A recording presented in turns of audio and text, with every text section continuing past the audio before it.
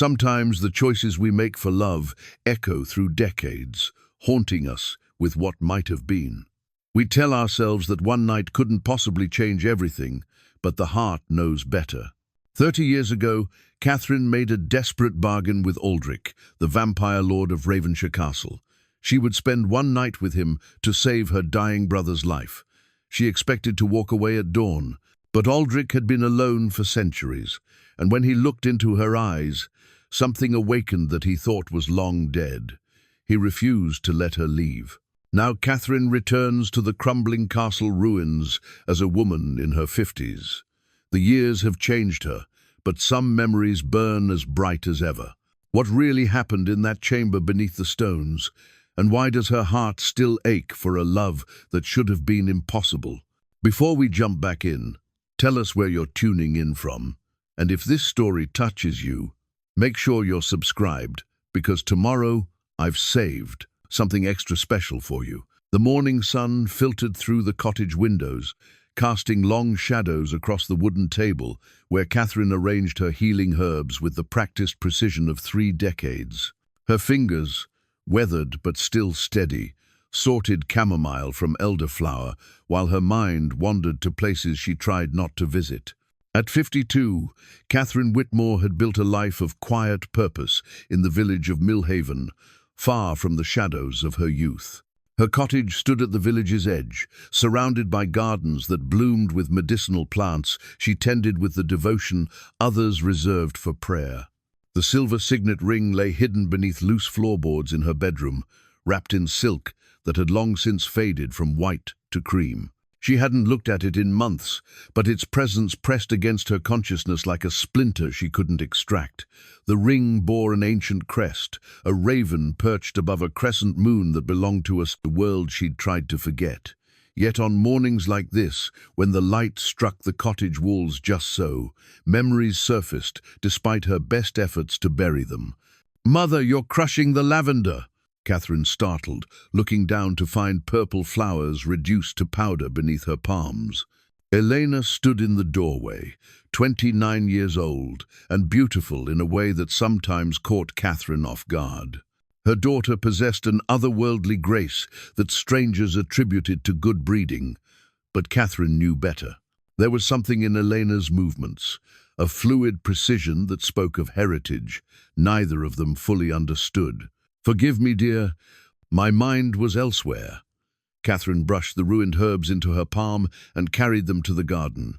Elena followed, concern creasing her delicate features.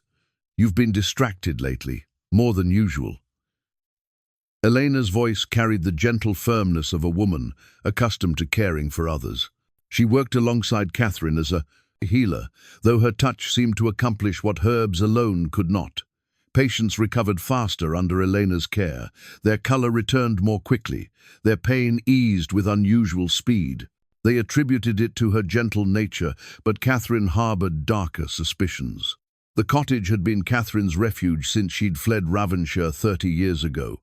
She'd arrived in Millhaven pregnant, widowed by a brief marriage to a kind man who'd died of fever before learning he would be a father.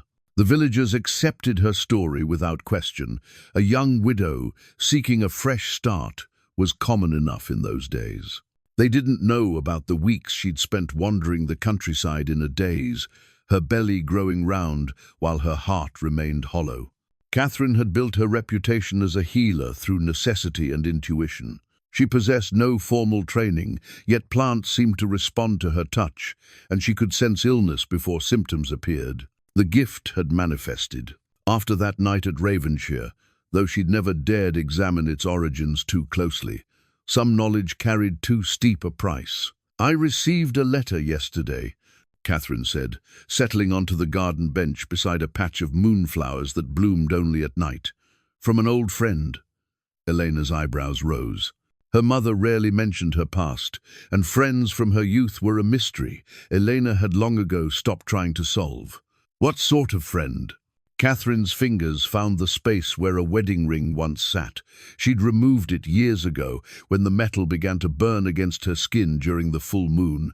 Another change she couldn't explain. "Someone I knew before you were born, before I came to Millhaven." The letter rested in Catherine's apron pocket, though she could recite its contents from memory. The parchment was old, expensive, and bore the faint scent of sandalwood and something else, something that made her pulse quicken despite the decades between. The message was brief. Catherine, the time has come.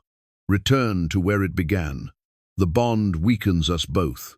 She'd recognized the handwriting immediately, those elegant strokes that belonged to an age when penmanship was an art.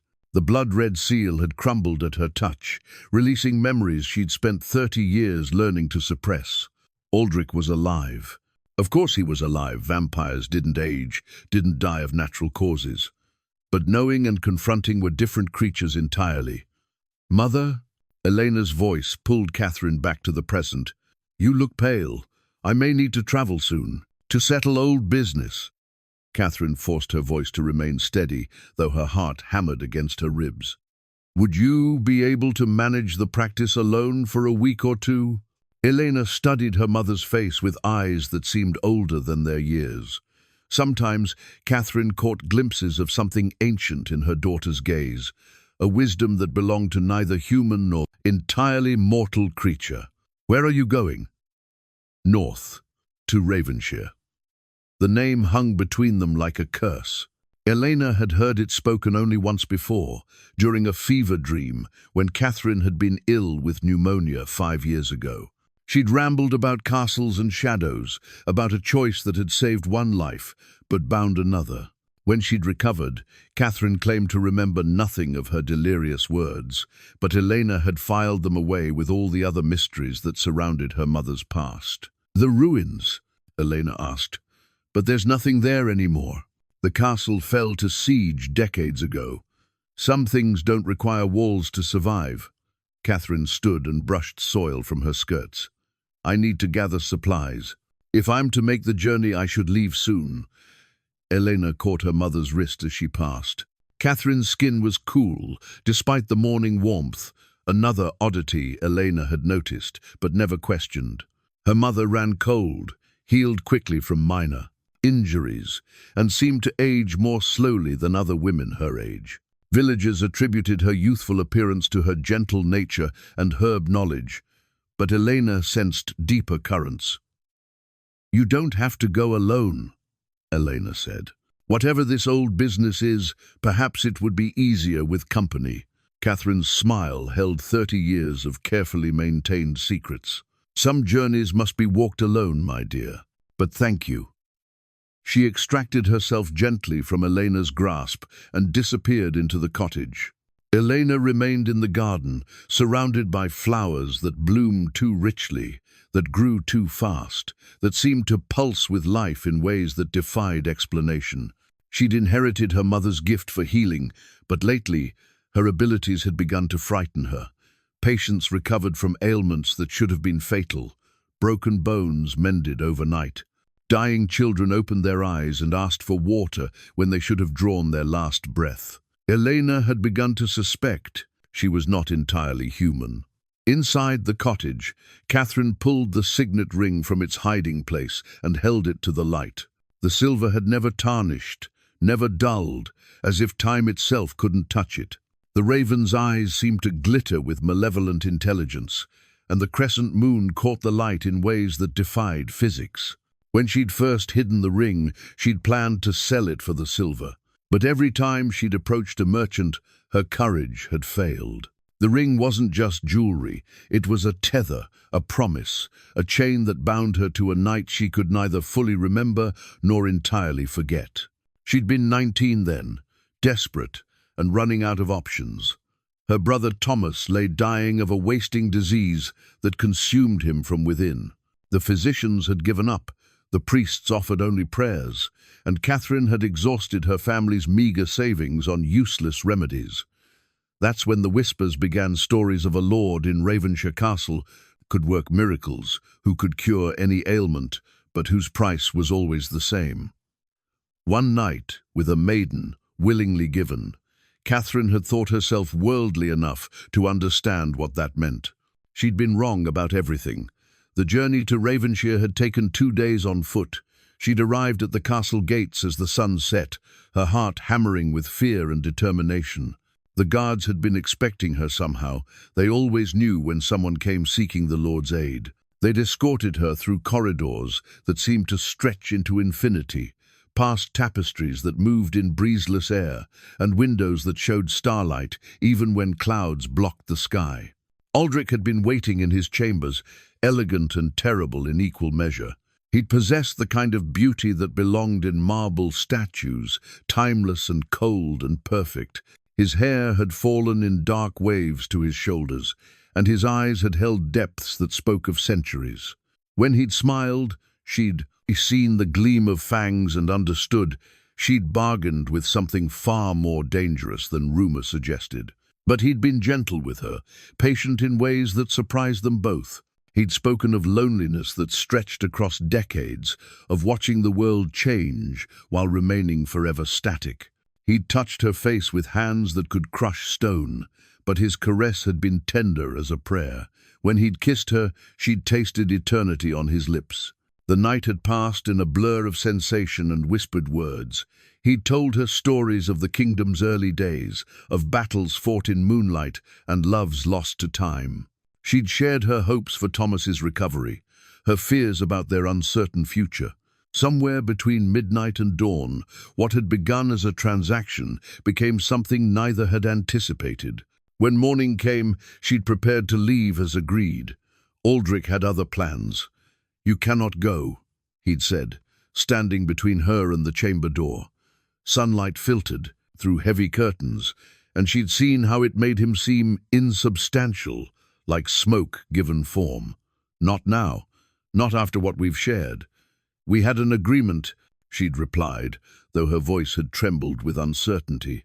Something had changed during the night, some fundamental shift that left her feeling untethered from her former self. Agreements can be renegotiated. His eyes had held a desperation that seemed foreign to his ancient features. "Stay with me, Catherine. Let me teach you about the world beyond these mortal concerns." She'd wanted to stay. God help her. She'd wanted to remain in that chamber forever, wrapped in his arms, while the centuries passed like days. But Thomas needed her, and duty warred with desire until duty won by the narrowest margin. "I cannot," she'd whispered. "My brother will live. I give you my word." Aldric had pressed something into her palm, the signet ring, warm from his finger. "But if you leave now, you will regret it for the rest of your days." She'd believed him about Thomas. She'd been right to do so. Her brother had recovered completely, married well, and fathered 6 children. But Aldric had also been correct about the regret. It had followed her through marriage, motherhood, and widowhood, a constant ache that no amount of time could heal. Now, holding the ring again after 30 years, Catherine felt the pull as strongly as ever. The metal warmed against her skin, and she could swear she heard distant music, the same haunting melody that had played in Aldric's chambers. The bond between them had never truly broken it, had merely stretched across distance and time, growing thinner but never snapping. Elena appeared in the doorway, her expression troubled. "Mother, there's something I need to tell you. About myself. About the things I can do." Catherine slipped the ring into her pocket and turned to face her daughter. Elena's beauty seemed more pronounced in the afternoon light, and there was something in her bearing that spoke of power carefully contained. "What things, dear? I healed Mrs. Fletcher's consumption yesterday, not with herbs with my hands.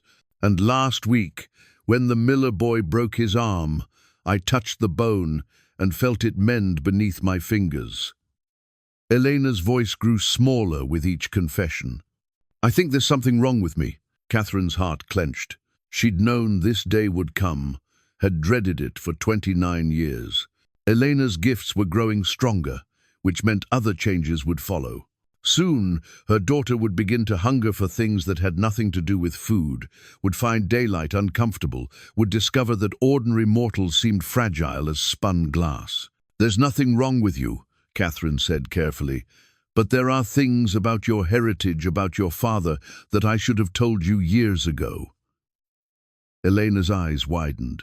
Catherine had always claimed her husband had died before Elena's birth, but now she saw doubt creeping into her daughter's expression. "My father? But you said—" "I said what I needed to say to protect you." Catherine moved to the window and gazed north toward Ravenshire. "But protection built on lies only lasts so long. Perhaps it's time you learned the truth." She pulled the ring from her pocket and set it on the table between them.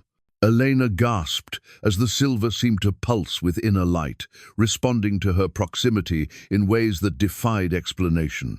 "Pack your things," Catherine said quietly. "We're going to Ravenshire, both of us. It's time to face what I should have confronted 30 years ago."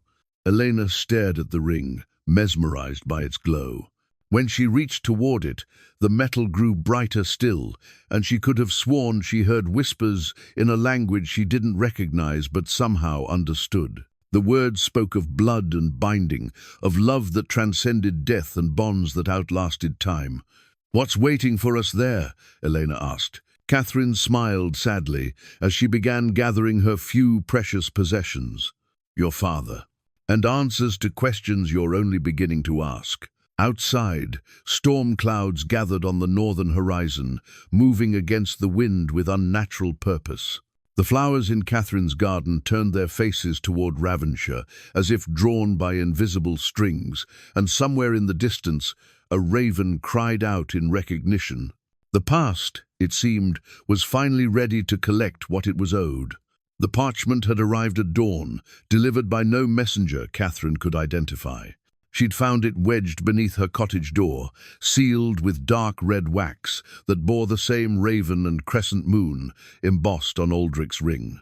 The paper itself felt ancient between her fingers, thick and textured in a way that spoke of craftsmen long dead. When she'd broken the seal, it had released not just the scent of sandalwood, but something deeper, the smell of stone corridors and midnight air, of a place where time moved differently.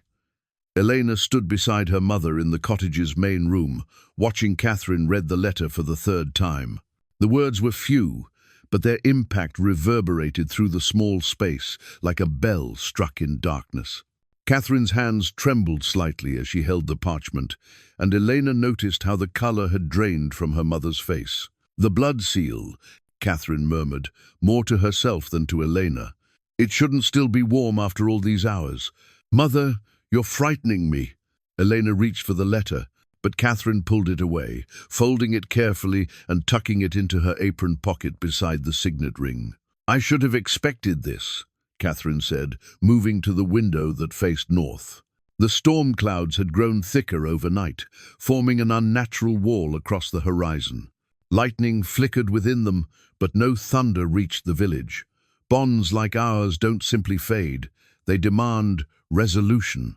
Elena felt something shift in the cottage's atmosphere, a subtle change that made the hair on her arms stand upright. The healing herbs in their jars seemed to pulse with renewed life, and the dried flowers hanging from the rafters rustled without any breeze to stir them. "What kind of bond?" "Mother, please, I need to understand what's happening." Catherine turned from the window, and Elena saw 30 years of carefully maintained composure finally beginning to crack. Her mother's eyes held a mixture of fear, longing, and something that might have been relief. "Your father isn't dead, Elena. He's been waiting." "Waiting for what?" "For me to come home." The words hung between them like a challenge to everything Elena thought she knew about her life. Catherine moved through the cottage with sudden purpose, gathering supplies with the efficiency of someone who had planned this moment for decades. She pulled clothing from the wardrobe, selected specific herbs from her collection, and wrapped her few pieces of jewelry in soft cloth. "We can't just leave," Elena protested, though part of her thrilled at the prospect. Her healing abilities had grown stronger recently, sometimes frighteningly so. Yesterday, she'd saved a child who should have died from fever, and the experience had left her feeling hollowed out, yet simultaneously energized. "What about our patients, Mrs. Hartwell's rheumatism, the blacksmith's infected wound, will have to wait." Catherine's voice carried a finality that brooked no argument. Some things cannot be postponed indefinitely, and I fear we've already waited too long. Elena studied her mother's face, noting details she'd somehow overlooked before. Catherine's skin held an unusual pallor, almost translucent in certain lights. Her movements possessed a fluid grace that seemed too refined for a village healer. Most telling were her eyes. They held depths that spoke of experiences far beyond what she'd claimed to live. "How long will we be? Gone?" Elena asked, beginning to understand that this journey represented more than a simple trip to settle old business. "I don't know." Catherine paused in her packing, her hands resting on a leather journal she'd kept hidden until now. "That depends on what we find when we arrive, and what finds us." They left Millhaven as the sun reached its zenith, travelling light, with only what could fit in 2 canvas packs. Catherine had left instructions with Martha Crenshaw, the village midwife, regarding their most serious patients. She'd claimed a family emergency in the north, which wasn't entirely untrue. Elena had insisted on bringing her own collection of medicinal herbs, though something told her they'd be useless against whatever awaited them at Ravenshire. The road north wound through increasingly wild country. Farmland gave way to heath, then to dense forest that seemed older than the surrounding landscape.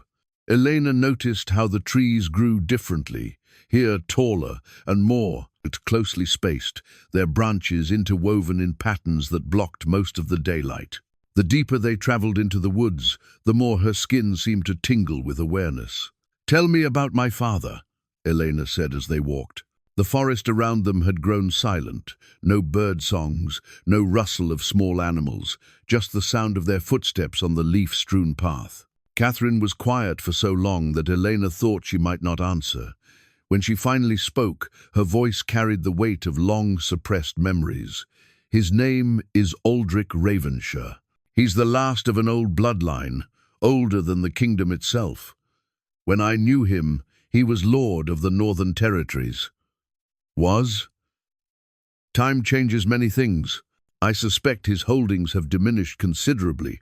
Catherine adjusted the pack on her shoulders, though Elena noticed she didn't seem tired, despite their steady pace. "He's not entirely human, Elena. That's important for you to understand before we arrive." Elena felt pieces of a puzzle beginning to fall into place. Her unusual healing abilities, her comfort in darkness, the way she sometimes caught herself listening for sounds beyond normal human, hearing all of it suddenly made terrible sense. What is he? Ancient, powerful, lonely beyond measure. Catherine's steps slowed as they approached a stone marker beside the road. The weathered carving depicted a raven in flight, and below it, words in a script Elena couldn't read. "We're entering his territory now." The forest around the marker felt different, watchful and expectant. Elena sensed invisible eyes tracking their progress, though she saw no movement among the trees. The air itself seemed thicker, charged with potential energy that made her pulse quicken. "Mother, I can feel something. It's like the forest is alive." "It is, in ways that most people couldn't comprehend." Catherine touched the stone marker reverently, and Elena was startled to see her mother's hand shake. "Aldric's power has seeped into this land over centuries. Everything here is connected to him, sustained by him." They continued north as afternoon shadows lengthened. The path began to climb, winding up slopes covered in evergreen trees that rose like cathedral spires. Elena found herself moving with increasing confidence despite the difficult terrain. Her legs felt stronger than they should, her breathing remained easy despite the altitude, and her vision seemed sharper in the growing dimness. "I'm changing," she said suddenly, stopping in the middle of the path. "I can feel it happening." Catherine turned to face her daughter, and Elena saw understanding in her mother's eyes. "The closer we get to Ravenshire, the more your true nature will assert itself. Your father's blood runs strong in you." "What am I becoming?" "Something between what he is and what I was. Something new." Catherine reached for Elena's hand and gasped at the contact. Elena's skin had grown noticeably cooler, and her pulse had slowed to an almost imperceptible rhythm. The transformation was always inevitable. I'd hoped it would wait longer. Elena stared at her hands, noting how pale they'd become. Her fingernails seemed sharper, and when she pressed her tongue against her teeth, she found that her canines had grown more pronounced. Fear and excitement warred in her chest as she contemplated what these changes might mean. "Will I still be me?" she asked. "More yourself than you've ever been," Catherine replied, though doubt flickered in her eyes. "The question is whether you'll still want to be human when this is over." The sun was setting when they finally glimpsed Ravenshire Castle through the trees. Elena's breath caught in her throat at the sight of the massive structure perched on a rocky outcropping like a great stone bird of prey. Much of the castle lay in ruins, outer walls had collapsed, towers stood broken against the sky, and ivy claimed large sections of what remained. Yet something about the place radiated power, as if the stones themselves remembered their former glory. "It's magnificent," Elena whispered, surprised by her own reaction. The ruins should have seemed desolate, abandoned. Instead, they felt like a homecoming. Catherine's expression was unreadable as she studied the castle. It was once. Aldric ruled from here for over 3 centuries, protecting the northern borders from things that would have devoured the kingdom. But power always comes with a price. They approached the main gates as twilight deepened. The massive wooden doors hung askew on their hinges, scarred by weather and time. Yet as they drew near, Elena heard something that made her heart race music, faint and ethereal, drifting from somewhere within the ruins. "He knows we're here," Catherine said softly. The ancient parchment in her pocket grew warm, and the signet ring seemed to pulse with sympathetic energy. Elena felt the changes in herself, accelerating, her senses sharpening until she could hear the whisper of wind through broken stones, could smell the lingering traces of ancient magic that still clung to the castle walls. "Are you ready for this?" Catherine asked, though Elena suspected the question was directed more at herself. Elena looked up at the towering ruins and felt something deep within her soul, recognized this place as home. "I've been ready my entire life. I just didn't know it yet." Together, they stepped through the broken gates and into a world that existed somewhere between past and present, between the mortal realm and something far older. Behind them, the forest fell silent, and ahead, the music grew stronger, a haunting melody that spoke of love deferred and promises finally kept. The broken mirror lay half-buried beneath decades of leaves and debris, its ornate silver frame tarnished but intact. Catherine knelt beside it in what had once been Aldric's private chambers, brushing away the accumulated grime with trembling fingers. As the surface cleared, she gasped. Instead of her 52-year-old reflection, she saw glimpses of her 19-year-old self, wide-eyed and desperate, standing in this very room 30 years ago. "Mother?" Elena's voice echoed from the corridor outside. "I found something you should see."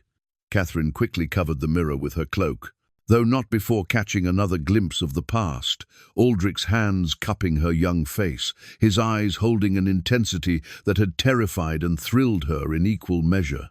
The memory was so vivid, she could almost feel his touch, could almost hear his voice, whispering promises that had shaped the course of her life.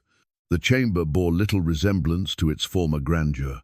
Where once tapestries had depicted scenes of ancient battles, now only rotted fragments clung to the stone walls. The massive bed where she'd surrendered her innocence was gone, leaving only indentations in the floor, where its weight had pressed against the stones. Yet beneath the decay and abandonment, she sensed something eternal, a presence that had weathered decades of neglect. Catherine rose and made her way through corridors that seemed to shift in her peripheral vision.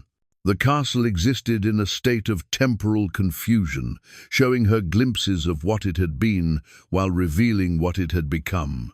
Torches that should have been cold ash flickered briefly to life as she passed, then died again, as if the very stones remembered her presence and responded to it. She found Elena in the great hall, standing before what remained of a massive fireplace. Her daughter's transformation had accelerated since entering the castle. Her movements held a predatory grace. Her eyes had developed a luminous quality that caught even the faintest light, and her skin had taken on the translucent pallor Catherine recognized from her own brief glimpses in mirrors. "There are passages beneath the main floor," Elena said without turning around. "I can hear water flowing and something else, music, I think, but not the kind mortals make." Catherine wasn't surprised by her daughter's enhanced hearing. The castle had always existed as much in the realm of shadow as in the world of stone and mortar. The underground chambers. That's where Aldric holds court. Holds. Present tense. Elena faced her mother, and Catherine saw how her daughter's eyes had deepened to a shade that seemed to hold starlight. "He's still here? After all these years?" Before Catherine could answer, a voice spoke from the shadows near the hall's entrance. "He's been waiting, miss. Waiting and hoping and growing weaker with each passing year." Both women spun toward the sound. An elderly man emerged from an alcove Catherine was certain had been empty moments before. He was tall and lean, with silver hair that caught what little light filtered through the broken windows. His clothes, though well-maintained, belonged to a different era, dark wool and leather, crafted in styles that predated the current century. Most striking were his eyes, which held the same ageless depth Catherine recognized from Aldric's gaze. "Marcus?" Catherine's voice was barely a whisper. She remembered him as Aldric's personal attendant, though he'd looked exactly the same 30 years ago, neither young nor old, existing in some temporal space between mortal and something else entirely. "Lady Catherine." He bowed with old-world courtesy, then straightened to study Elena with undisguised fascination. "And the young mistress. You have your father's bearing, if I may say so." Elena stepped forward, her newfound instincts apparently recognizing Marcus as neither threat nor prey. "You've been caring for this place? Someone had to." Marcus gestured toward the hall's remaining grandeur. Portions of the vaulted ceiling still soared overhead, and carved pillars stood sentinel despite the decay surrounding them. "Lord, Aldric's domain requires tending, even in his current state."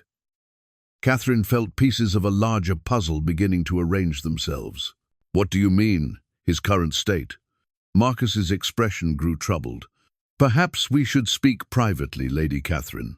Some knowledge weighs heavily, and I've carried these secrets alone for 3 decades. Elena started to protest, but Catherine placed a restraining hand on her daughter's arm. "Stay here. Explore if you wish, but don't venture below ground. Not yet." She followed Marcus through a doorway concealed behind hanging ivy, down a stone staircase that spiraled into darkness. As they descended, Catherine noticed how the walls grew smoother, newer, as if the deeper chambers had been preserved by forces that didn't touch the surface ruins. The air grew cooler and carried scents that transported her instantly back to that pivotal night sandalwood and something indefinably masculine that belonged uniquely to Aldric. Marcus led her to a small chamber lined with books and scrolls, lit by candles that burned without diminishing. A desk dominated the space, its surface covered with journals written in Marcus's careful script. He gestured for Catherine to sit, then poured wine from a bottle that should have turned to vinegar decades ago. "Tell me," Catherine said, accepting the cup, though her hands shook slightly. "The tethering began the night you lay with him," Marcus said without preamble. "Neither of you understood what was happening, but I recognized the signs. Lord Aldric's loneliness had grown so profound that when he finally connected with another soul, the bond transcended normal vampire-human interactions." Catherine remembered the sensation, a pulling deep within her chest, as if something fundamental had shifted in the architecture of her being. She'd attributed it to the intimacy of the moment, not understanding that forces beyond her comprehension were reshaping her very essence. "You should have died from the transformation," Marcus continued. "Humans don't survive direct bonding with vampires of Aldric's age and power. But you did more than survive. You carried part of him with you when you left." "The changes," Catherine murmured. "My aging slowed. my healing abilities, manifestations of the bond. But there was more. Marcus opened one of his journals, revealing pages covered with observations written in multiple hands across different time periods. You were with child when you departed. Lord Aldric's child. Catherine's wine cup clattered against the stone table. Elena. But how is that possible? Vampires can't. Ancient vampires can, under very specific circumstances. The tethering created conditions that haven't existed for over a millennium. Marcus leaned forward, his ageless eyes intense. Your daughter is something entirely new, Lady Catherine. Part human, part vampire, but bound to neither realm completely. The implications crashed over Catherine like cold water. Elena's unusual abilities, her comfort with darkness, the way she seemed to exist slightly apart from the mortal world, it all made terrible sense. What does that mean for her future? That depends on what you choose to do about the bond. Marcus stood and moved to a cabinet, withdrawing an object wrapped in black silk. Lord Aldric has been in stasis since shortly after you left. The separation nearly destroyed him would have, if not for the connection that remained through your daughter. He unwrapped a leather-bound journal, its pages crackling with age. The cover bore Aldric's personal seal, and Catherine could see her own name written on the first page in his elegant script. He began writing to you the day you left. Letters he never sent, thoughts he needed to preserve. The journal contains 30 years of correspondence to a woman who lived in his heart, but not his world. Catherine's throat tightened as she imagined Aldric, alone in his chambers, pouring his longing onto paper night after night. Why are you showing me this? Because the bond is killing you both. You age slowly, but you do age. He maintains existence, but barely. The connection stretches across too great a distance, sustained only by the life force of your shared daughter. Marcus replaced the journal carefully. Elena's powers are growing because the bond is trying to complete itself through her. Soon, she'll face a choice that should never be forced upon anyone. What kind of choice? Whether to sacrifice her humanity to save her parents or watch them both fade into nothing. Marcus met Catherine's eyes steadily. The tethering requires resolution, Lady Catherine. Either it must be completed or it must be severed entirely. There is no middle ground. Catherine felt the weight of 30 years' worth of consequences settling on her shoulders. Every choice she'd made, leaving Aldric, raising Elena alone, building a life based on half-truths, had led to this moment. Her daughter was paying the price for a decision Catherine had made in ignorance and desperation. How long do we have? Days, perhaps weeks. Elena's transformation is accelerating, which means the bond is drawing power from her life force to sustain itself. Marcus moved toward the chamber's exit. Lord Aldric must be awakened soon, or the choice will be made for all of you. Catherine stood on unsteady legs, her mind reeling with revelations that recontextualized her entire adult life. Above them, she could hear Elena moving through the ruins, exploring a heritage she was only beginning to understand. The broken mirror in Aldric's chambers had shown Catherine glimpses of the past, but Marcus's words revealed a future fraught with impossible decisions. Take me to him, she said quietly. Marcus nodded, as if he'd been expecting this request for 30 years. Very well, Lady Catherine. It's time to face what should have been confronted long ago. Marcus's leather-bound journal felt warm beneath Catherine's fingers, as if the decades of observations contained within had generated their own heat. The cover was worn smooth from handling, and she could see where Marcus had traced Aldric's name countless times while recording his vigil. Each page represented another day of waiting, another entry in a chronicle of supernatural loneliness that stretched across 3 decades. I began writing the day after you left, Marcus said, settling into a chair that had somehow survived the castle's decline. Lord Aldric was inconsolable. I feared he might choose to end his existence rather than face eternity without you. Catherine opened the journal to its first entry, dated exactly 30 years and 1 day ago. Marcus's handwriting was precise, clinical, but she could read the concern between the lines. Asterisk, Lord A. refuses sustenance. Found him at dawn in Lady C's former chambers, holding the gown she left behind. The bond manifests as physical pain. He doubles over when her name is spoken. I fear we are witnessing something unprecedented in vampire lore. Asterisk, the tethering, Catherine said, turning the page. You mentioned it was rare. Beyond rare, mythical. Marcus moved to a shelf lined with ancient texts, selecting a volume bound in scales that shimmered like oil on water. This tome contains the only known references to vampire-human soul bonds. The last recorded case occurred over 2 millennia ago, during the reign of the Blood Empress. Catherine continued reading Marcus's journal while he spoke. The entries painted a picture of Aldric's gradual decline, his refusal to hunt, his withdrawal from vampire society, his obsessive attempts to sense Catherine's presence across vast distances. By the 3rd week, Marcus had begun to fear for his master's sanity. Asterisk, day 22. Lord A. claims he can feel Lady C's emotions. When I suggested this might be wishful thinking, he described in detail her morning routine, how she tends dyes. A garden of healing herbs, how she hums while working. He knows things he should not know, feels connections that should not exist. Asterisk. He was experiencing your life through the bond, Marcus explained, opening the scaled tome to a page covered in diagrams that hurt to look at directly. The tethering creates a shared consciousness across any distance. What one experiences, the other feels echoes of. Catherine's breath caught as she remembered mornings when she'd felt inexplicably melancholy, evenings when loneliness had struck her like a physical blow, despite being surrounded by villagers who loved her.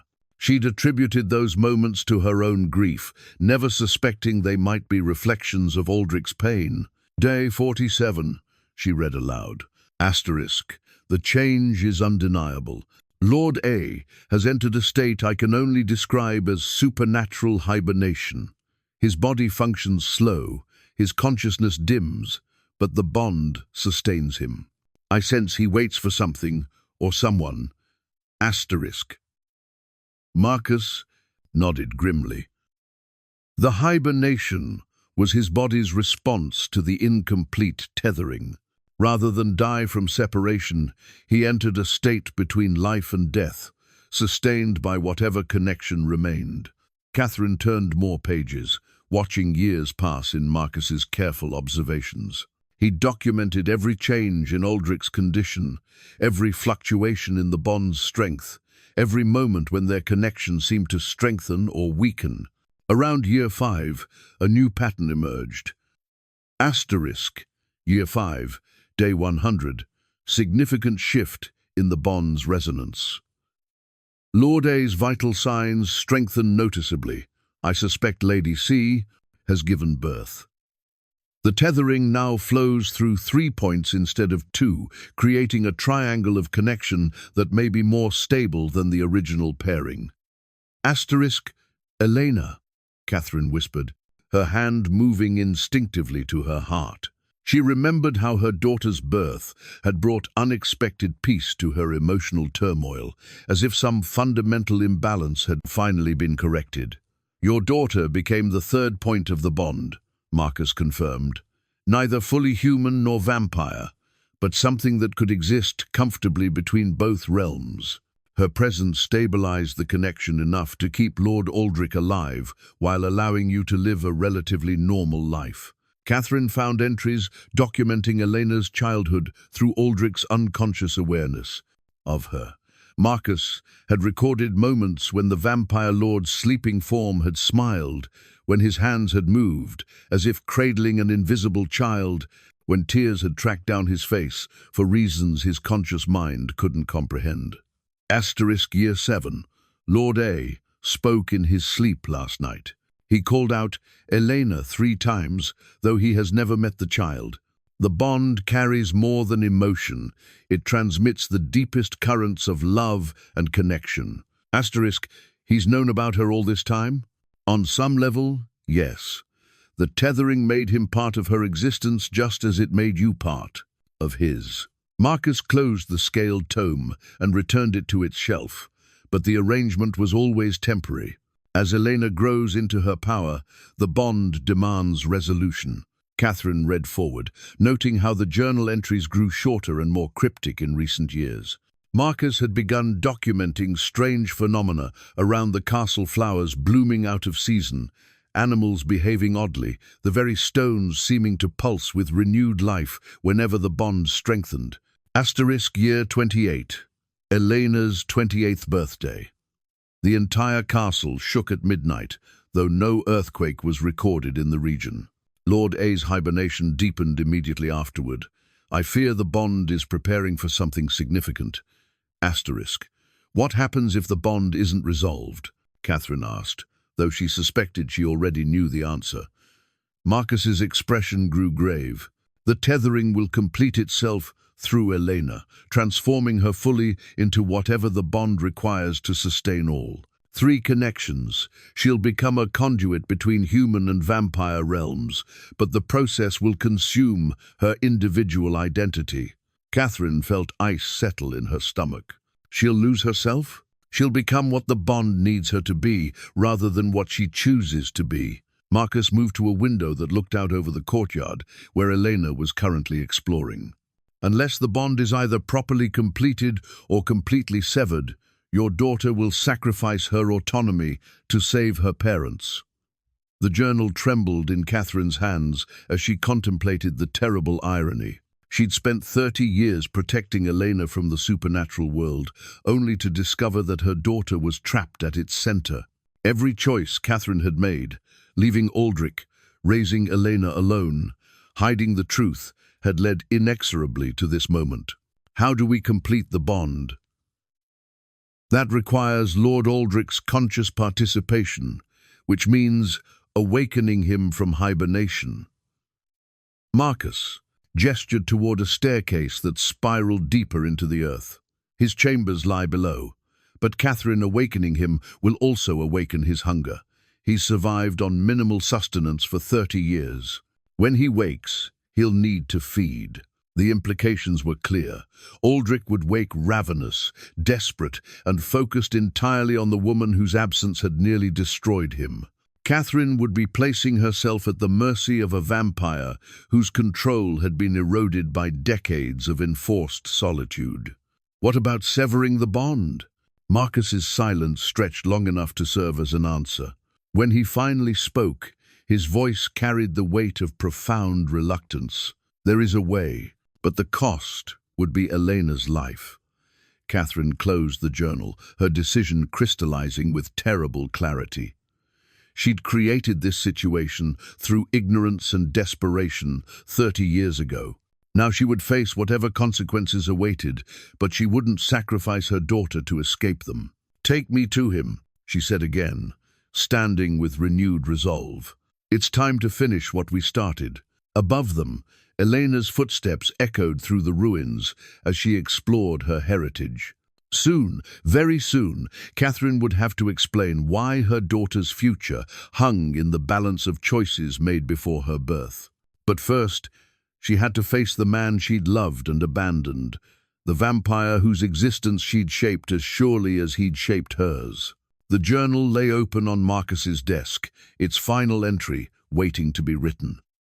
Whatever happened next would determine whether it ended in reunion or tragedy. The crystalline pendant hung from Catherine's neck like a fragment of captured starlight, pulsing with soft blue radiance that grew stronger with each step deeper into the earth. She'd forgotten she was wearing it until Marcus had gasped at the sight, recognizing the ancient vampire artifact that Aldric had given her during their original night together. Now, as they descended the spiral staircase toward the underground chambers, the crystal's glow illuminated stone walls, carved with symbols that seemed to shift and dance in its light. "The Heartstone of Ravenshire," Marcus whispered, his voice filled with reverence and concern. "I thought it was lost when you departed." Catherine touched the pendant through her dress, feeling its warmth pulse in rhythm with her heartbeat. She'd worn it every day for 30 years, never understanding its true nature, attributing its glow to some trick of the light. Aldric placed it around my neck himself. I assumed it was merely jewelry. That stone has been in the Ravenshire bloodline for over 1,000 years. It responds to the life force of those bound to the family. Marcus paused on the staircase, studying Catherine with new understanding. The fact that it's glowing so brightly means the bond between you and Lord Aldric is stronger than I suspected. They continued their descent, the air growing cooler and thicker with each level. Catherine found herself remembering that night, 30 years ago, with vivid clarity, how Aldric's chambers had seemed to exist outside normal space and time, how the walls had been covered with tapestries that moved without wind, how candles had burned with flames that cast no shadows. The memory was so intense she could almost smell the sandalwood incense, almost hear the haunting music that had played throughout the night. The staircase ended at a corridor carved from living rock, its walls smooth as glass and inlaid with veins of silver that caught and reflected the pendant's light. Doors lined the passage at regular intervals, each marked with different symbols, some that hurt to look at directly, others that seemed to whisper when Catherine's gaze lingered on them. But she knew instinctively which door led to Aldric's chambers. The pendant pulled her forward like a compass needle seeking true north. "Lady Catherine," Marcus said softly as they approached the familiar door, "once we enter, there will be no returning to your former life. The bond will recognize your presence and begin the awakening process. Are you certain you're prepared for this?" Catherine's hand moved to the door's silver handle, and the pendant flared so brightly that both she and Marcus had to shield their eyes. Through the crystal's radiance, she could swear she heard something, a whispered voice calling her name, filled with longing and desperation that transcended decades of separation. "I've been preparing for this moment for 30 years, she said, though her voice trembled with uncertainty. "I just didn't realize it until now." The door opened at her touch, revealing chambers that defied the decay evident in the castle above. Where the great hall lay in ruins, Aldric's private domain remained perfect tapestries, depicting ancient battles hung undisturbed. Furniture crafted by masters long dead stood precisely as she remembered, and candles burned with steady flames that had somehow endured 3 decades without being replenished. In the center of the room, on the massive bed where Catherine had surrendered her innocence, Aldric lay in supernatural slumber. Time seemed to pause as Catherine studied the man who had shaped her destiny. He appeared exactly as she remembered, dark hair falling across aristocratic features, pale skin stretched over bones that spoke of centuries, hands that could crush stone or caress with infinite tenderness. He wore the same clothes from their last night together, though they showed no signs of age or wear. Most striking was his stillness. His chest rose and fell so slowly that minutes passed between breaths, and his face held the marble-like perfection of a sculpture. 30 years, Catherine whispered, moving closer to the bed. "He looks exactly the same." "Time touches vampires differently," Marcus explained, remaining near the doorway, as if reluctant to disturb the scene. "But look closer. Lady Catherine. The hibernation has cost him." Catherine approached the bed, and in the pendant's blue glow, she could see what Marcus meant. Aldric's skin held a translucent quality that spoke of profound weakness, and dark circles shadowed his closed eyes. His lips, which she remembered as warm despite his vampiric nature, had taken on a bluish tinge that suggested his body was barely sustaining itself. The pendant grew warmer against her chest as she leaned over him, and she was startled to see Aldric's eyelids flutter.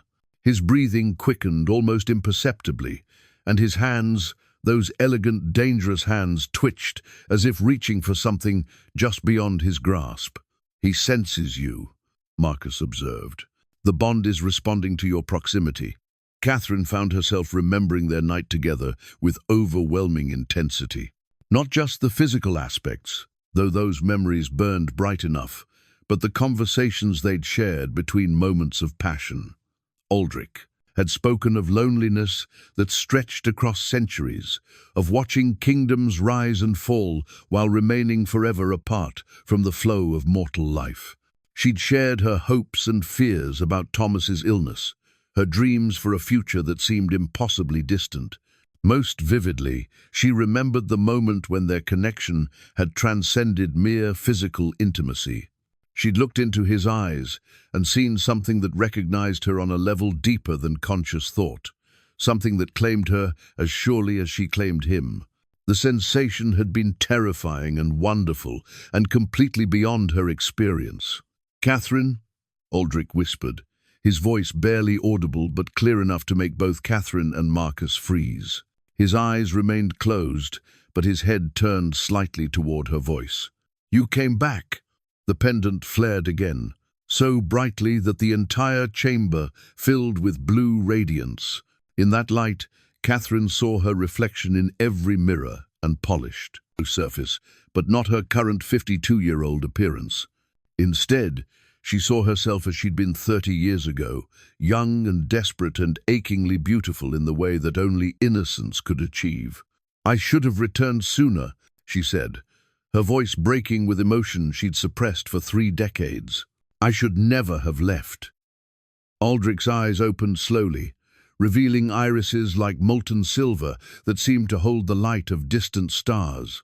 When his gaze found hers, Catherine felt the world shift around them, as if the universe itself was adjusting to accommodate their reunion. The bond between them, stretched thin by distance and time, suddenly snapped taut with an almost audible resonance. "My heart," Aldric said, his voice gaining strength as consciousness returned. "My beautiful, stubborn, impossible heart. I knew you would return to me." He struggled to sit up, his movements uncertain after so many years of stillness. Catherine instinctively reached to steady him, and the moment their skin touched, both gasped at the intensity of sensation that flowed between them. The pendant blazed like a captured star, and Catherine felt power rushing through her vampire strength and speed, and senses that enhanced everything beyond normal human perception. "The bond," she breathed, understanding flooding through her. "It's completing itself." "Not yet," Aldrich said, his hand cupping her face with the same reverent tenderness she remembered. "But soon, if you're willing. The choice must be yours, Catherine. It was always meant to be yours." Outside the chamber, Catherine could hear Elena moving through the corridors above, at her daughter's supernatural senses, no doubt detecting the surge of power emanating from the reunion below. Soon, very soon, Catherine would have to explain to Elena why their family's future hung in the balance of decisions made before her birth. But for now, in this moment suspended between past and future, Catherine allowed herself to remember what it felt like to be loved by someone who existed outside the normal flow of time. The ancient tome of blood magic lay open between them on the chamber's ornate table, its pages written in languages that predated human civilization. The leather binding bore scales that shifted color in the candlelight, and the text itself seemed to move when Catherine wasn't looking directly at it. Aldric's pale fingers traced the intricate diagrams that illustrated the vampire-human tethering process, his expression growing more troubled with each revelation. "I never intended for this to happen," he said, his voice carrying the weight of 3 decades' guilt. "The tethering is not something that can be forced or planned. It arises from circumstances so rare that most vampires consider it mere legend." Catherine sat across from him, still amazed by his presence after so many years of absence. The intervening decades seemed to collapse like a house of cards whenever their eyes met, leaving only the memory of their single night together and the promise that had gone unfulfilled. The crystalline pendant continued to pulse against her chest, its light now steady rather than fluctuating, as if it had found its proper rhythm. "Tell me about your transformation," Catherine said, needing to understand how a medieval lord had become something beyond human. "You mentioned protecting the kingdom from things that would have devoured it." Aldric's silver eyes grew distant as he reached into memories that stretched back centuries. I was 28 when the plague came to Ravenshire. Not the normal sickness that physicians could treat, but something darker, a supernatural pestilence that turned men into monsters and consumed entire villages. My father was king then, ruler of the northern territories, and he called upon ancient powers to save our people. He stood and moved to a window that looked out over underground caverns filled with phosphorescent pools. The view should have been impossible. They were deep beneath the earth. Yet Catherine could see vast spaces stretching into darkness, lit by formations that glowed like captured moonlight.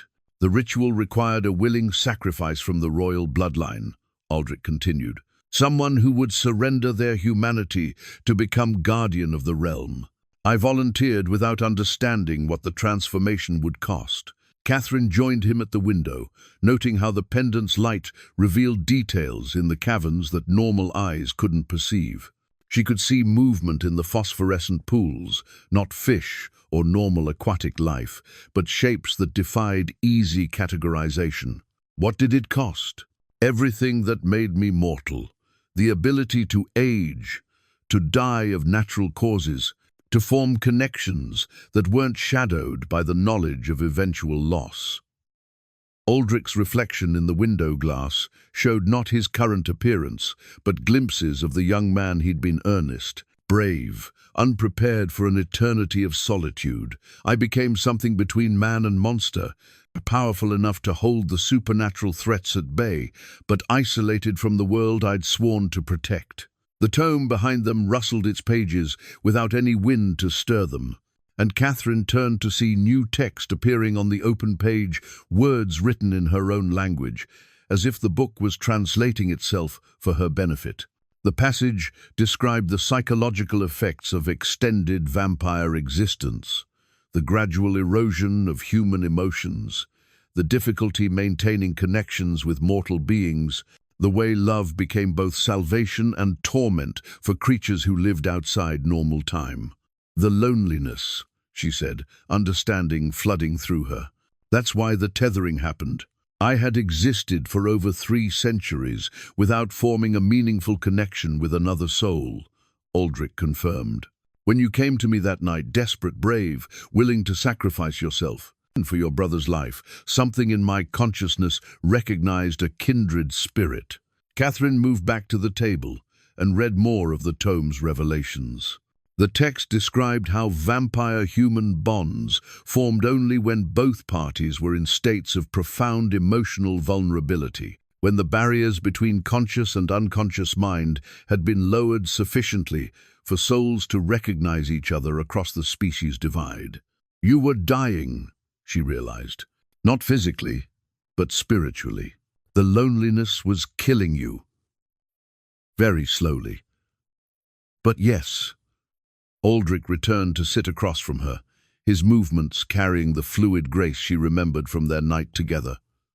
Vampires aren't meant to exist in complete isolation. We're predators, yes, but predators require prey, and prey implies relationship, even if only as hunter and hunted.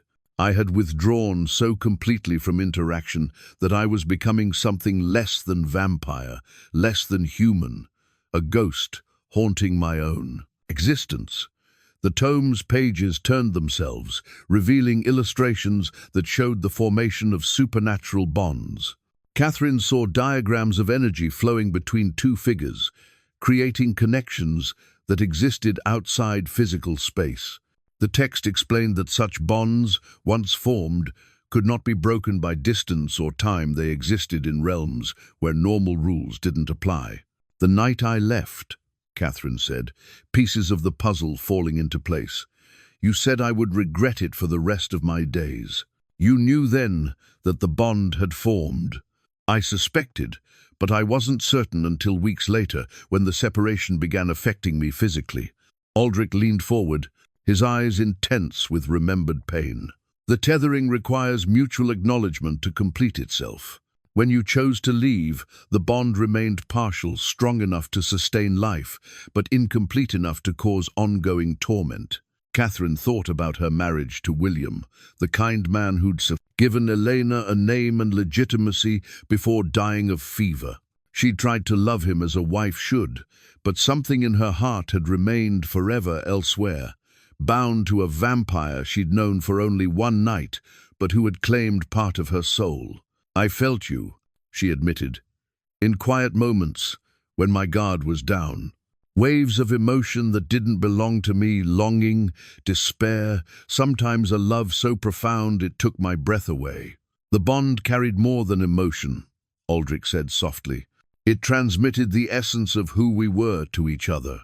I experienced your joy when Elena was born, your grief when your husband died, your satisfaction when you saved a patient who should have been beyond help." The tome's pages settled on a section dealing with offspring born from tethered pairs.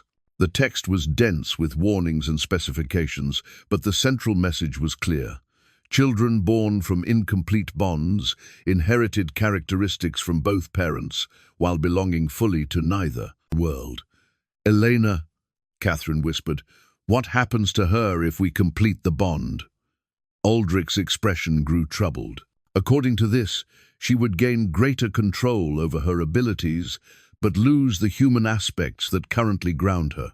She would become fully vampire, immortal but unable to form normal human relationships. "And if we don't complete it, the partial bond will continue draining all three of us. Elena's powers will keep growing without proper guidance, eventually consuming her identity entirely. She'll become a conduit for supernatural forces she can't control." Catherine felt the weight of impossible choices settling on her shoulders.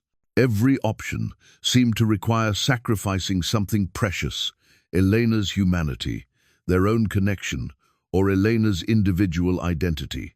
The tome offered knowledge but no easy answers, revealing the complexity of forces set in motion 30 years ago by a desperate woman and a lonely vampire.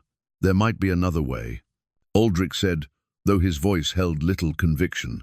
"The tome mentions rituals that could modify existing bonds, though the risks are considerable." Catherine looked up from the ancient text to find Aldric watching her with an expression that mixed love, regret, and desperate hope. The crystalline pendant pulsed steadily between them, a reminder that whatever they decided would affect not just themselves, but the daughter who had become the unexpected third point of their supernatural triangle. Above them, Elena's footsteps echoed through the ruins, and Catherine knew their time for private conversation was running out. Elena's birth certificate crackled between Marcus's trembling fingers like autumn leaves, the official seal still intact despite 30 years of careful hiding. The document bore two signatures, Catherine's flowing script, and below it, in unmistakable handwriting, the name Aldric Ravenshire, in the space reserved for the father. Catherine stared at the parchment, in shock, her mind reeling as decades of carefully constructed lies crumbled around her. "You knew," she whispered, her voice barely audible above the sound of Elena's approaching footsteps in the corridor outside Aldric's chambers. "All these years, you knew she was his daughter." Marcus lowered his eyes, unable to meet Catherine's accusatory stare. Lord Aldric sensed it the moment she was conceived. The bond between you carried the knowledge directly to his consciousness. He was the one who insisted I forge the documents, who made arrangements to ensure her legitimacy in the mortal world. Elena appeared in the doorway at that moment, drawn by voices she could now hear with supernatural clarity. Her transformation had accelerated dramatically since entering the castle. Her movements held predatory grace. Her skin had taken on an otherworldly luminescence, and her eyes burned with inner fire that spoke of awakening power. When her gaze fell on the birth certificate, Catherine saw recognition flicker across her daughter's features. "What is that?" Elena asked, though her tone suggested she already suspected the answer. Before Catherine could respond, Elena strode forward and claimed the document from Marcus's hands. Her enhanced vision allowed her to read the faded text instantly, and Catherine watched her daughter's face cycle through confusion, understanding, and finally, a fury that made the air itself seem to crackle with energy. "Aldric Ravenshire," Elena read aloud, her voice carrying harmonics that resonated in the stone walls. My father. She looked up at Catherine with eyes that now held flecks of silver.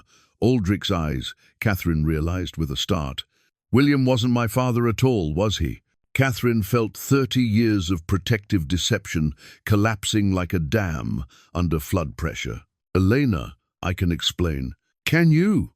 Elena's anger sent ripples of power through the chamber, causing candles to flicker and the ancient tome to slam shut of its own accord. You've spent my entire life lying to me about who I am, what I am, where I come from. Aldric rose from the bed, where he'd been recovering, his movements still uncertain, but driven by protective instinct. When Elena turned to face him, both vampires froze in mutual recognition. The resemblance was undeniable, the aristocratic bone structure, the otherworldly grace, the way shadows seemed to bend around them both. My daughter, Aldric breathed, wonder and regret warring in his expression. You're even more beautiful than I dared imagine. Elena's fury faltered for a moment as she studied the man who had unknowingly shaped her existence. You're really him, the vampire lord my mother spent one night with. Her voice carried bitter accusation. Did you know about me? Did you know she was carrying your child when she left? I suspected, Aldric admitted, his honesty cutting through the chamber like a blade. The bond carried intimations of new life, but I couldn't be certain. When I tried to reach out, to sense more clearly, your mother had already built walls around her consciousness to keep me out. Catherine stepped forward, desperate to bridge the growing chasm between her daughter and herself. I was trying to protect you. I didn't understand what you were, what you might become. I thought if I could raise you as human, you might be able to choose. Choose what? Elena's power flared again, and this time the castle itself seemed to respond. In the distance, they could hear stones settling, ancient mechanisms stirring to life after decades of dormancy. You never gave me a choice about anything. You let me spend my entire life feeling like a stranger in my own skin, thinking there was something wrong with me. The birth certificate in Elena's hands began to glow with the same blue radiance as Catherine's pendant, and writing appeared in the margins text that hadn't been visible moments before. Marcus gasped as he recognized the script. Lord Aldric's binding oath, he whispered, written in his own blood on the night Elena was conceived. Elena read the flowing text aloud, her voice gaining power with each word. I, Aldric of Ravenshire, do swear by blood and shadow to protect the child born of this union, to guard her against all threats supernatural and mortal, and to claim her as true heir to the Ravenshire legacy should she prove worthy of such inheritance. By this oath am I bound until the ending of the world. The implications crashed over them like a wave. Elena wasn't just the daughter of a vampire, she was heir to one of the oldest supernatural bloodlines in existence, inheritor of powers and responsibilities that stretched back over a millennium. Heir, Elena repeated, the word hanging in the air like a challenge. What exactly am I inheriting? Aldric gestured toward the window that looked out over the phosphorescent caverns. The guardianship of the Northern Realm, protection of the boundary between mortal and supernatural worlds, command over creatures that exist in the spaces between light and darkness. As if summoned by his words, shapes began moving in the depths below the castle. Catherine pressed against the window and saw them clearly for the first time, beings that defied easy categorization, some humanoid and others purely elemental, all of them turning their attention toward the chamber where Elena stood. The court of Ravenshire was awakening after 30 years of dormancy, responding to the presence of their lord's daughter. They can sense your heritage, Aldric explained, as more creatures emerged from hidden spaces throughout the underground realm. You carry the blood that grants dominion over this domain. Elena stared down at the gathering supernatural court, and Catherine saw something shift in her daughter's expression. The anger remained, but it was joined by something else: recognition, perhaps even belonging, for the first time in her life. Elena was seeing others like herself, beings that existed between human and inhuman realms. "I can hear them," Elena said softly. "They're speaking to me, but not with words. It's like music, but deeper. They're welcoming me home." Catherine felt her heart breaking as she watched her daughter's transformation accelerate. Elena's human aspects were fading rapidly, replaced by the supernatural bearing of her true heritage. The young woman who had tended healing herbs in a village garden was disappearing, replaced by something ancient and powerful and increasingly alien. "Elena," Catherine pleaded, "you don't have to choose right now. We can find another way." "Another way to what?" Elena turned back to face her mother, and Catherine saw that her daughter's eyes now held the silver fire of vampire nobility. "Another 30 years of lies? Another lifetime of feeling like I don't belong anywhere?" She moved to stand beside Aldric, and Catherine noticed how naturally they moved together, like dancers who had rehearsed the same steps for centuries. Father and daughter, vampire lord and heir, united by blood that transcended normal human understanding. "I've spent my entire life healing people who would fear me if they knew what I really was," Elena continued, her voice gaining the resonant quality that marked supernatural nobility. "I've hidden abilities that could save lives, suppressed instincts that might have led me to my true purpose years ago." The birth certificate in her hands burst into flame, not destroying the document, but transforming it, revealing hidden layers of text that detailed Elena's supernatural inheritance. She would have dominion over the shadow realm, command over creatures of myth and legend, the ability to walk between worlds as easily as crossing a threshold. "I accept my heritage," Elena declared, her words carrying through the chamber and into the caverns beyond. The supernatural court below responded with sounds that were part celebration, part oath of fealty. "I claim the Ravenshire legacy as my birthright." Catherine watched in mingled pride and terror as power flowed through her daughter like water through a broken dam. Elena's transformation was completing itself rapidly now, 30 years of suppressed inheritance asserting itself all at once. She was becoming magnificent and terrible and utterly beyond Catherine's ability to protect. "But that doesn't mean I forgive the lies," Elena added, her gaze finding Catherine's across the chamber. "You robbed me of 3 decades of understanding who I was, what I was capable of becoming. You made me a stranger to myself." Aldric placed a protective hand on his daughter's shoulder, and Catherine felt the bond between them shift. Where once it had flowed between herself and Aldric, with Elena as a stabilizing third point. Now it centered on Elena herself, with Catherine and Aldric as supporting connections to her growing power. The choice Catherine had, feared Elena would have to make between humanity and supernatural inheritance, was resolving itself in ways none of them had anticipated. Elena wasn't choosing between worlds. She was claiming dominion over both. The tethering crown materialized from shadows that shouldn't have existed in the well-lit chamber, its crystalline structure catching light from sources that defied explanation. Marcus carried it reverently, the ancient artifact floating inches above his palms, as if gravity held no sway over its otherworldly substance. The crown was beautiful and terrible in equal measure, formed from what appeared to be crystallized starlight and bound with metal that shifted between silver and black, depending on the viewer's angle. "The last relic of the Blood Empress," Marcus said, his voice heavy with the weight of centuries-old secrets.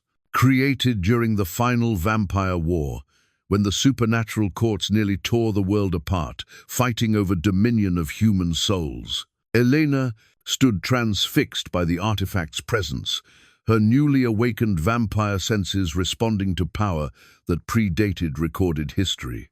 The supernatural court that had gathered in the caverns below fell silent, as if even they recognized the significance of what Marcus had revealed. Catherine felt the crystalline pendant against her chest grow warm in response to the crown's proximity, and she realized that the two artifacts were somehow connected parts of a larger whole that had been separated for unknown ages. "It can complete the tethering," Aldric said, his silver eyes reflecting the crown's shifting radiance.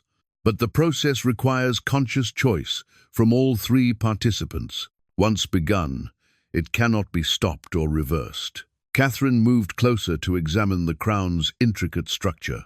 Embedded within its crystalline matrix, she could see what appeared to be droplets of blood, suspended in time, red as rubies but pulsing with life that should have been impossible after so many centuries. What exactly would completion mean for each of us? Marcus set the crown carefully on the chamber's central table, where it continued to hover just above the surface. For you, Lady Catherine, full immortality, but at the cost of your human connections. You would become vampire in truth, unable to form bonds with mortals that don't carry supernatural blood.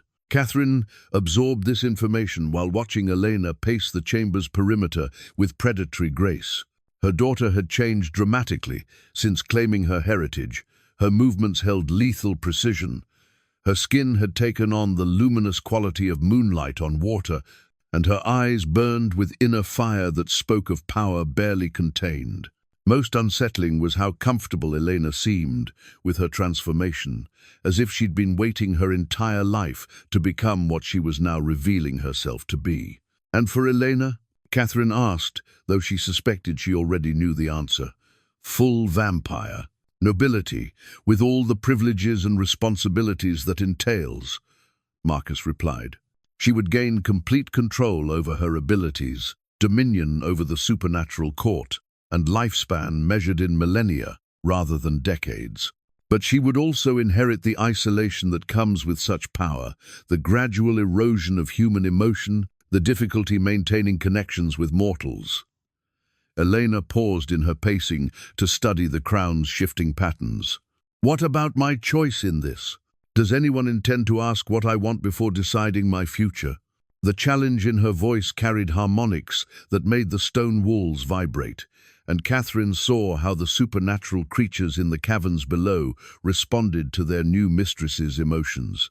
Elena wasn't just accepting her heritage, she was learning to wield it with frightening speed. The choice is yours, Aldric said carefully. It always has been, but you should understand all the options before deciding. Marcus gestured toward the floating crown, and new patterns began forming within its crystalline structure, symbols and diagrams that illustrated the three possible outcomes of the tethering ritual. Option 1. Complete the bond as originally intended. Catherine and Lord Aldric become fully bonded immortals, while Elena gains complete vampire powers but loses most of her human aspects. The first pattern showed three figures connected by flowing lines of energy, but Catherine noticed how the representation of Elena appeared more shadow than substance, as if her individuality had been subsumed into something larger and more impersonal. Option 2, Marcus continued, break the bond entirely. This would free Catherine to live out her remaining mortal years, but the process would likely destroy both Lord Aldric and Elena, as their supernatural aspects have become too intertwined with the tethering to survive its severance. The second pattern showed the energy lines being severed violently, with two of the figures dissolving into darkness. Catherine's stomach clenched as she contemplated sacrificing both Aldric and Elena to reclaim her mortality, a choice that would save her life while destroying everything she loved. And the third option? Elena asked, though her tone suggested she'd already guessed. Transfer the bond entirely to you, Marcus said quietly. You would become the focal point of the tethering, gaining power beyond anything your parents could achieve, but also accepting responsibility for maintaining the supernatural balance they've disturbed. Your mother would be freed to age and die naturally, while Lord Aldric would be sustained through your power rather than the original bond. The third pattern showed Elena's figure blazing with light, while her parents became smaller, like satellite figures orbiting her enhanced presence. It was a solution that would save them all, but at the cost of Elena's autonomy, she would become what the supernatural realm needed her to be rather than choosing her own path.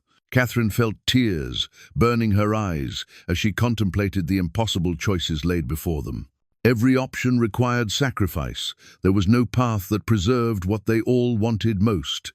There has to be another way, something the crown can do that doesn't require someone to surrender their essential self. Eleanor moved to the table and reached toward the floating crown, stopping just short of touching its surface. What if we shared the bond 3 ways instead of transferring it, split the power and responsibility equally between all of us? Marcus's expression grew troubled. The tethering wasn't designed for equal distribution among 3 parties. Attempting such a modification could destroy all of you, or create something unprecedented in vampire lore. Unprecedented doesn't necessarily mean impossible, Elena replied, her eyes meeting her father's across the chamber. Does it? Aldric studied the crown's shifting patterns with the intensity of someone who had spent centuries learning to read supernatural forces. The Blood Empress experimented with modified bondings near the end of her reign. Most of her subjects died in the process, but a few achieved transformations that transcended normal vampire limitations. What kind of transformations? Catherine asked, though she feared the answer. They became something between vampire and human, retaining the best aspects of both natures while avoiding the worst limitations of either, Aldric explained. But the process was unpredictable. Some emerged with godlike powers, others were driven mad by the conflicting forces within them. Elena's hand moved closer to the crown, and Catherine could see how the artifact responded to her proximity, its radiance growing stronger, its internal patterns shifting to accommodate her supernatural signature. I can feel it calling to me. The crown wants to be used, but not in the way it was originally intended. Elena. Don't, Catherine started, but her daughter's eyes held a determination that brooked no argument. For 30 years, everyone else has made choices about my life without asking what I wanted, Elena said, her voice carrying the authority of awakened nobility. My mother decided to hide my heritage. My father accepted separation rather than fighting for our family. And now you're all trying to decide my future based on what you think is best for me. She placed her palm against the crown's surface, and the chamber filled with light so brilliant that Catherine and Marcus had to shield their eyes. Through the radiance, Catherine heard her daughter's voice, changed by contact with power that predated civilization. I choose to rewrite the rules. If the tethering bond can be modified, then we modify it to serve our needs rather than accepting what ancient laws dictate. Elena's figure blazed with borrowed starlight as the crown began to merge with her consciousness. We become a family by choice rather than supernatural compulsion. Aldric stepped forward, his own power rising in response to Elena's challenge. Daughter, the risk is mine to take, Elena finished, her voice now carrying harmonics that made reality itself seem malleable. You taught me that power comes with responsibility. Mother taught me that love requires sacrifice. And Marcus has shown me that some bonds transcend normal limitations. Now I'm going to prove that family is stronger than any ancient magic. The crown dissolved into pure energy and flowed into Elena like water into a vessel. Catherine felt the change immediately. Instead of the pulling sensation that had characterized the partial bond, she now experienced something like completion, but without the loss of self that the traditional tethering would have required. Through their transformed connection, she could sense Aldric's wonder and Elena's fierce joy as their family bond strengthened into something that had never existed before in supernatural history. They were becoming something new, not vampire, not human, but something that drew strength from both natures while being limited by neither. The dawn approaches, Marcus observed, his voice filled with awe as he witnessed the impossible transformation taking place before him. We should know soon whether your gamble has succeeded. Outside the chamber, Catherine could hear the supernatural court responding to their mistress's evolution with sounds that mixed celebration and uncertainty.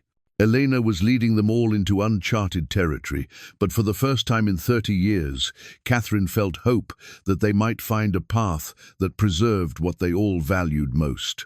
Catherine's wedding ring caught the ethereal light emanating from Elena's transformed figure. The simple gold band that had symbolized her mortal life, now feeling heavier than the most elaborate crown. She twisted it around her finger with trembling hands, remembering the day. William had placed it there with such hope in his eyes. He'd been a good man, gentle and patient, who had given Elena a name and Catherine a chance at normal life. Now that life felt like a dream, she was finally ready to release. "Mother." Elena's voice carried new harmonics that seemed to resonate in Catherine's bones. "You don't have to make this choice for anyone but yourself. The bond I'm creating will sustain itself, regardless of your decision." The transformed tethering crown's energy continued to flow through Elena, and Catherine could see how her daughter was reshaping the ancient magic with sheer force of will. Where the original bond would have required sacrifice and submission, Elena was crafting something that honored choice while maintaining connection. She was rewriting supernatural law through love alone. "What happens if I keep the ring?" Catherine asked, though she already sensed the answer through their evolving connection. "What happens if I choose to remain mortal?" Aldric moved closer, his silver eyes reflecting centuries of loneliness that might finally be ending. "You would age naturally and eventually die, but the bond would preserve your essence within our shared consciousness. You would become part of what Elena and I carry forward into eternity." Catherine lifted the ring toward the light, seeing not just the gold band, but the weight of choices that had led her to this moment. Every decision, leaving Aldric 30 years ago, marrying William, raising Elena in ignorance of her heritage, had been motivated by love, but also by fear. Fear of the unknown, fear of losing herself, fear of consequences she couldn't predict or control. Through the chamber's windows, she could see the first hints of dawn touching the horizon. In the supernatural realm below, the assembled court watched their proceedings with ancient patience, understanding that they were witnessing something that would reshape the balance of power between mortal and immortal worlds. "I've spent 30 years living in the space between truth and safety," Catherine said, her voice growing stronger with each word. "I told myself I was protecting Elena, but I was also protecting myself from having to face what I really wanted." She looked at Aldric, seeing past his vampire nature to the man who had shown her tenderness in the midst of desperate circumstances. Their single night together had been born from necessity, but what had grown between them transcended simple transaction. He had seen her not as a frightened village girl, but as someone worthy of love that could span centuries. "And what do you want?" Elena asked gently, her power no longer blazing but settling into a steady radiance that filled the chamber with warmth. Catherine slipped the wedding ring from her finger, holding it up so the dawn light could shine through its simple circle. The gold had worn thin from decades of wear, marked by the daily tasks of a healer's life, mixing herbs, tending wounds, offering comfort to those who suffered. It represented a different kind of love, the quiet devotion of ordinary days and shared domestic peace. "I want to choose love over fear," Catherine said, setting the ring carefully on the table beside the remnants of the tethering crown's physical form.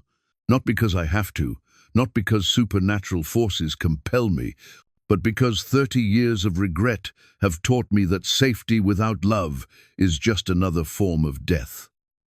The ring began to glow with soft golden light, and Catherine realized that even this symbol of her mortal life was being transformed by Elena's modified bond. Instead of discarding her human experiences, the magic was integrating them, making them part of the foundation for whatever they were becoming together.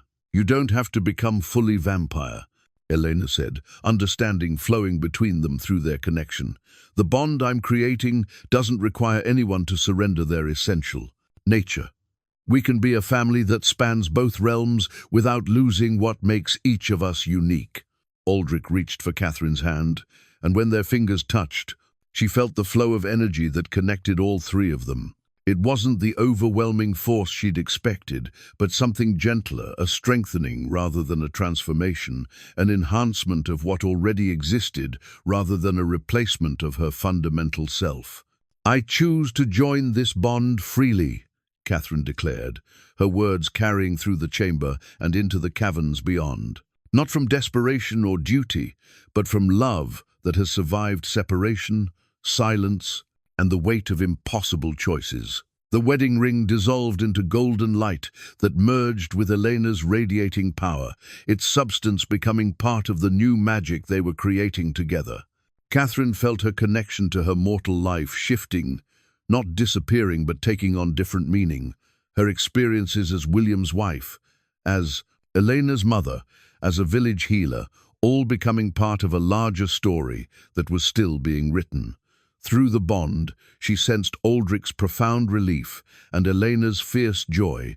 They were becoming something unprecedented, a family bound by choice rather than compulsion, connected by love that transcended the traditional limitations of vampire-human relationships. Dawnlight filled the chamber, but instead of weakening Aldric, it seemed to strengthen all of them, as if Elena's modifications had found a way to harmonize even the fundamental opposition between vampire nature and sunlight. The transformation was beginning, and for the first time in 30 years, Catherine faced the future without fear. 3 drops of mingled blood rose from the chamber's stone floor like liquid stars, each one glowing with different colored light. Catherine's crimson red, Aldric's silver white, and Elena's gold, that seemed to contain flecks of both parents' essence. The droplets hung suspended in the air above the table, where the tethering crown's remnants still pulsed with residual energy, slowly orbiting each other in patterns that defied gravity and conventional understanding. Elena stood at the center of the chamber, her arms outstretched as she channeled power that flowed through her like a river seeking the sea. The transformation she'd initiated was reshaping not just their family bond, but the very nature of vampire magic itself. Where ancient laws had demanded sacrifice and submission, Elena was proving that love could rewrite even the most fundamental supernatural rules. "I can feel it working," she said, her voice carrying harmonics that made the stone walls sing in response. "The bond is stabilizing into something that preserves rather than consumes." Catherine watched in wonder as her blood drop began to glow brighter, pulsing in rhythm with her heartbeat. Through their evolving connection, she could sense the changes taking place within herself. Her aging had stopped entirely, but unlike traditional vampire transformation, she retained her human warmth and the ability to exist comfortably in daylight. She was becoming something new, neither fully mortal nor completely vampire. Aldric's silver blood spun faster around the other 2 drops, and Catherine saw how centuries of loneliness were being transformed into something richer. The isolation that had nearly destroyed him was becoming a source of strength, his long solitude serving as foundation for a love that could encompass eternity without becoming possessive or consuming. "The court recognizes the new bond," Marcus observed, from his position near the chamber's entrance. Through the windows, they could see the supernatural creatures in the caverns below, responding to their mistress's success with sounds that mixed celebration and awe. "You've accomplished something that was thought impossible, young mistress."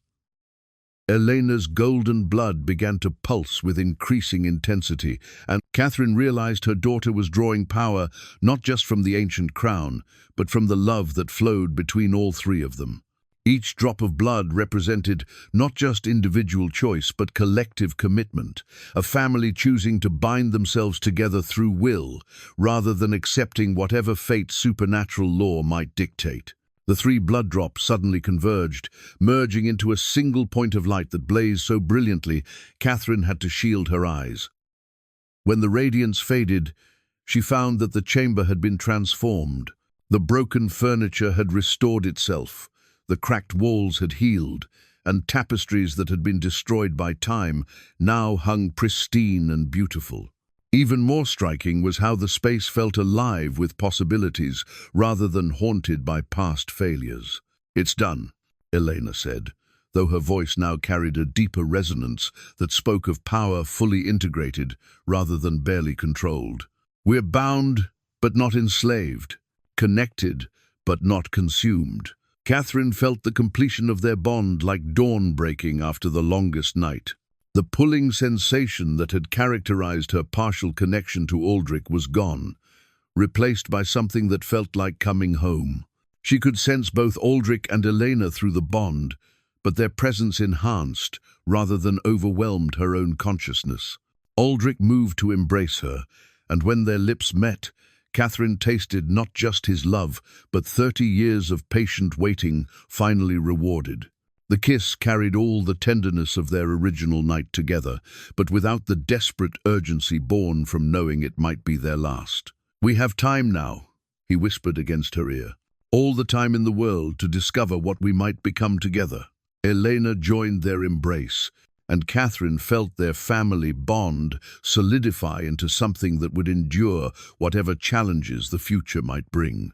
Her daughter had grown into her power with remarkable grace, becoming neither the monster Catherine had feared nor the sacrificial victim the ancient laws would have demanded. Through the chamber's restored windows, dawn light streamed freely, touching all three of them without causing pain or weakness.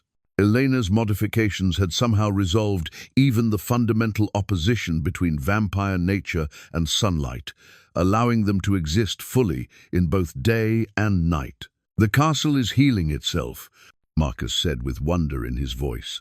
The broken bond was preventing the magic from flowing properly, but now that it's been completed, or perhaps I should say perfected, the entire realm is responding. Catherine could feel it too, the sense of rightness that came from forces finding their proper balance. The supernatural court below was no longer restless and waiting, but settled into patterns that would sustain them for centuries to come. Elena had become not just heir to the Ravenshire legacy, but its transformation into something suited for a new age. "What happens now?" Catherine asked. Though for the first time in 30 years, uncertainty felt like possibility rather than threat. Elena smiled, and in her expression, Catherine saw echoes of both the desperate young woman who had bargained for her brother's life and the confident healer who had built a new existence from nothing. "Now we learn what it means to be a family that exists between worlds," Elena replied. "And we discover what love can accomplish when it's not limited by fear or ancient laws." The 3 drops of mingled blood had created something unprecedented in supernatural history, a bond based on choice rather than compulsion, love rather than dominance, hope rather than desperation. The family portrait materialized on the great hall's wall as if it had always belonged there, its surface shimmering with the same ethereal light that now filled the restored chambers of Ravenshire Castle. Unlike traditional paintings, this one seemed alive. The figures within it moved subtly, their expressions changing to reflect their current emotions, their eyes following visitors who passed beneath it. Catherine stood before it in wonder, seeing herself depicted not as the desperate young woman who had first entered these halls, nor as the aging healer who had returned, but as something new, a woman who had chosen love over safety and found herself transformed by that choice. 6 months had passed since Elena's revolutionary modification of the tethering bond, and the changes continued to reveal themselves in unexpected ways. The portrait showed all 3 of them as they were. Now Catherine, with her restored vitality and human warmth intact, Aldric no longer burdened by centuries of isolation, and Elena radiant with power that enhanced rather than consumed her essential nature. Most remarkably, the portrait updated itself daily, capturing not just their physical appearances, but the evolution of their relationships as they learned to be a family bound by choice rather than circumstance. "The village council has approved our proposal," Elena said, entering the hall with papers that bore official seals. Her transformation had stabilized into something that allowed her to move freely between the mortal and supernatural worlds, serving as a bridge between realms that had been separate for too long. They're willing to establish a formal arrangement for healing services, with the understanding that some of our methods might be unconventional. Catherine smiled as she reviewed the documents. She'd expected resistance when they'd proposed extending their healing practice to include both traditional herbs and supernatural remedies. But the villagers had proven remarkably adaptable. Several families had already benefited from treatments that combined Catherine's mortal knowledge with Elena's enhanced abilities and Aldric's centuries of accumulated wisdom. Mrs. Fletcher's consumption has completely cleared, Catherine reported, checking notes in the leather journal she'd begun keeping to document their new approach to healing.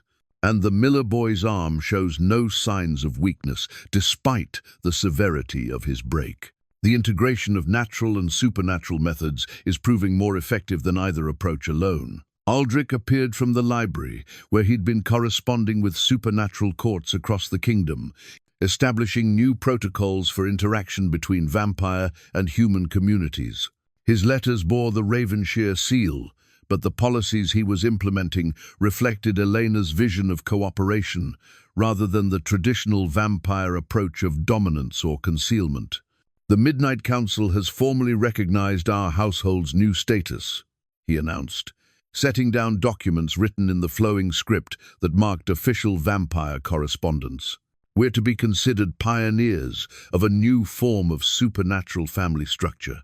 Several other old bloodlines are requesting consultation on similar bond modifications. Elena moved to stand before the portrait, studying her painted image with the same intensity she brought to learning her expanding abilities. Marcus says the underground court is fully stable now. The phosphorescent pools are brighter than they've been in centuries, and new creatures are emerging from the deeper caverns, beings that haven't been seen since the early days of vampire civilization. The restored castle had become more than their home. It served as headquarters for a new kind of supernatural practice that emphasized healing over hunting, cooperation over conquest. The great hall, where Catherine now stood, had been transformed into a meeting space where human and vampire representatives could negotiate agreements that benefited both communities. "I've been thinking about my brother Thomas," Catherine said, her voice carrying the peaceful tone that had replaced the guilt and regret she'd carried for 30 years. He lived a full life, raised 6 children, saw them married and settled. The choice I made to save him led to all of this, our family, our work, the changes we're bringing to both worlds. Elena joined her parents before the portrait, and Catherine marveled at how naturally they moved together now. The awkward uncertainty that had marked their early reunion had been replaced by the easy intimacy of people who truly knew and accepted each other. Their bond enhanced their individual strengths while respecting their different natures. "He would be proud of what you've accomplished," Aldric said, slipping his arm around Catherine's waist. "Saving one life led to transforming thousands." Through the restored windows, Catherine could see the gardens she'd planted in the castle's courtyards, healing herbs that thrived in soil enriched by supernatural energy. Their growth accelerated, and their potency enhanced by the magic that flowed through the restored realm. Village. Children played among the flower beds under Elena's watchful protection, their laughter echoing through halls that had been silent for too long. "The wedding preparations are proceeding smoothly," Elena reported with a smile. "The entire village is excited about the ceremony. They've never seen a vampire wedding before." Catherine and Aldric had decided to formalize their bond with human marriage rites, as well as the supernatural tethering they'd already completed. The ceremony would take place in the castle's great hall, officiated by both the village priest and representatives from the Vampire Council, a symbolic joining of the two worlds they now served as bridge between. 31 years late, Catherine laughed, but some things are worth waiting for. Elena pulled a letter from her pocket, its seal bearing the royal crest. "The Queen has requested our consultation on establishing formal diplomatic relations with the supernatural courts. It seems our success here has attracted attention at the highest levels of government." The implications were staggering. For the first time in recorded history, human and vampire societies were moving toward open cooperation rather than uneasy coexistence or outright conflict. Their family had become the model for a new kind of relationship between the realms. As sunset approached, Catherine felt the deep satisfaction that came from a life lived fully and purposefully. She'd begun as a desperate young woman, making impossible choices out of love for her brother. Now she was part of a family that spanned centuries and species, working to heal not just individuals, but the ancient wounds between entire civilizations. The portrait on the wall shimmered and updated itself once more, showing three figures who had found their way through darkness to something brighter than any of them had dared imagine.